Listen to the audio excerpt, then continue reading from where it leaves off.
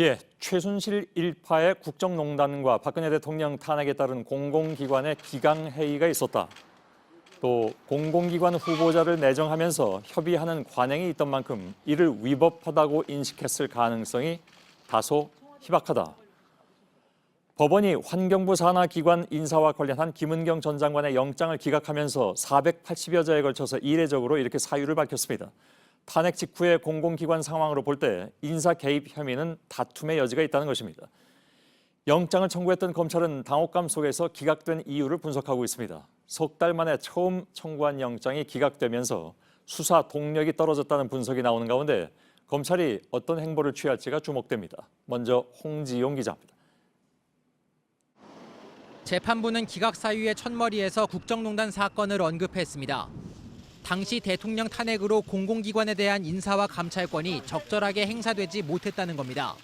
그 결과로 방만한 경영과 기강회의가 있었다고 판단했습니다. 이런 상황에서 김은경 전 환경부 장관이 공공기관 정상화를 위해 인사 동향을 파악하거나 감사권을 발동해 비위 사실을 적발했을 수 있다고 본 겁니다.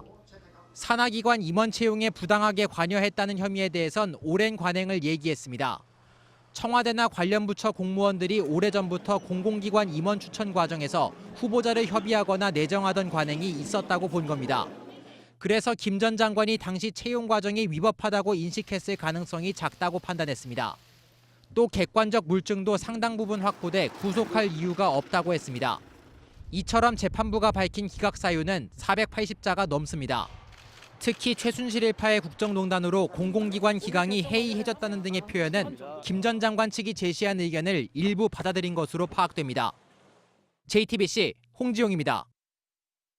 네, 이렇게 영장이 기각되면서 당장 검찰 수사가 차질을 빚을 것으로 보입니다. 검찰 움직임과 함께 향후의 수사는 어떻게 진행이 될지 현장 취재 기자를 연결합니다. 김필중 기자가 나가 있습니다. 첫 영장부터 기각이 된 셈입니다. 검찰 반응은 어떻게 나오고 있습니까? 네, 검찰은 공식적인 입장을 내놓진 않았습니다. 하지만 당혹감을 감추긴 어려워 보입니다. 검찰은 김은경 전 환경부 장관을 단 한 차례 조사한 뒤 전격적으로 구속영장을 청구했습니다. 그만큼 자신감을 보인 건데 어제 있었던 영장 심사에서도 수천 쪽에 달하는 수사 기록을 보낸 만큼 상당한 자신감이 있는 모습이었습니다. 예, 검찰 수사는 청와대를 향하고 있었는데 이것도 좀 멈칫할 것 같습니다. 네, 그렇습니다. 검찰은 김 전 장관의 신병을 확보하면 청와대 윗선에 대한 수사에 조금 더 속도를 낼 것을 기대하는 모습이었습니다. 환경부 관계자들과 인사에 대한 논의를 했다는 의혹을 받고 있는 신미숙 균형인사 비서관을 곧 소환 조사할 계획인 걸로 알려졌었는데요. 하지만 이번 영장이 기각이 되면서 이 같은 수사에도 차질이 생긴 게 아니냐 이런 분석이 나오고 있습니다. 예, 검찰의 입지가 좀 좁아진 건데 어떻게 대응할지 그러니까 좀 더 구체적으로 취재된 내용이 있죠. 네, 그렇습니다. 환경부 산하기관 등 복수의 관계자들에 따르면 지난해 환경부 산하기관 임원 채용 때 특이한 일이 있었다고 합니다. 환경부 측이 청와대 낙점 인사 쪽에게 면접 예상 질문과 함께 답변서까지 적어서 보내줬다는 건데요. 검찰도 해당 진술과 물증을 모두 확보한 것으로 알려졌습니다. 검찰은 이런 수사 내용을 토대로 청와대 윗선과의 연결고리 여부 등을 조금 더 수사해 나갈 것으로 보입니다. 예, 김필준 기자였습니다. 검찰은 김은경 전 장관 말고도 청와대 신미숙 균형인사비서관이 공모했다고 의심하고 있습니다. 청와대가 낙점한 인사가 환경공단 감사 자리에서 탈락하자 신 비서관이 안병옥 당시 환경부 차관을 불러서 질책했다는 것입니다.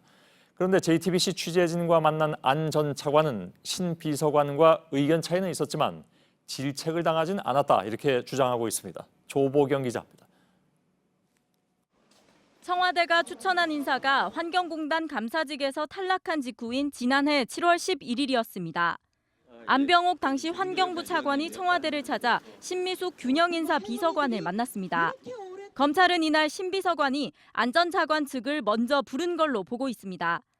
청와대가 추천한 인사가 떨어진 이유를 추궁하면서 경위서를 요구했던 겁니다. 하지만 청와대는 안 전 차관이 신 비서관을 먼저 찾아왔고 경위를 요구한 일도 없다고 주장했습니다. 취재진과 만난 안 전 차관은 자신이 먼저 청와대를 찾았다고 했습니다. 다만 채용 과정과 관련해 당시 상황이 어땠는지 얘기한 정도였단 입장입니다. 질책이나 압박은 없었다고도 했습니다. 안전차관은 다만 의견 차이는 있었다면서 소통이 좀 더 잘 됐으면 좋겠다는 정도의 이야기는 할 수 있는 것이라고 주장했습니다. 검찰은 조만간 신비서관을 소환해 외압을 행사했는지 여부를 조사하겠다는 입장입니다. JTBC 조보경입니다. 예, 청와대는 사건이 마무리되는 것은 아니지만 일단 한숨을 돌리게 됐다는 반응입니다. 공공기관장과 임원 임명 절차를 보다 투명하게 할 수 있는 방법을 고민하겠다고도 했습니다. 반면에 자유한국당은 청와대가 사법부를 압박한 결과가 판결로 이어졌다면서 반발했습니다. 안의근 기자입니다. 김은경 전 장관에 대한 구속영장이 기각되자 청와대는 우려했던 최악의 사태는 피하게 됐다며 안도하는 분위기입니다. 김의겸 대변인은 영장 전담 판사의 결정을 존중한다면서 앞으로 장관의 인사권과 감찰권이 어디까지 적법하게 행사될 수 있는지 법원이 그 기준을 정리할 것으로 기대한다고 밝혔습니다. 또 현재 운영되고 있는 공공기관의 장과 임원에 대한 임명 절차를 보다 투명하게 할 수 있는 방법을 고민해 나가겠다고도 했습니다. 이번 일을 계기로 장관의 인사권과 감찰권을 놓고 블랙리스트 논란이 재발되지 않도록 명확한 기준을 세울 필요가 있다는 겁니다.